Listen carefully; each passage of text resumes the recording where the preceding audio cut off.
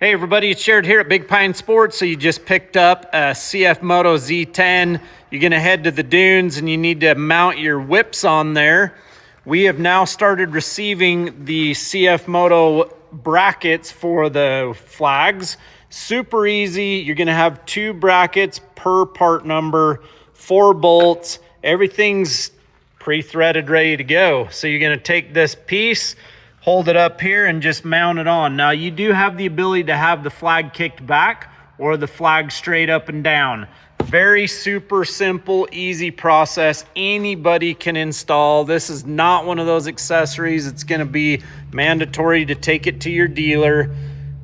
Part number 5DYV-809600-1001. We do have this kit in stock, ready to go. It's in this little box.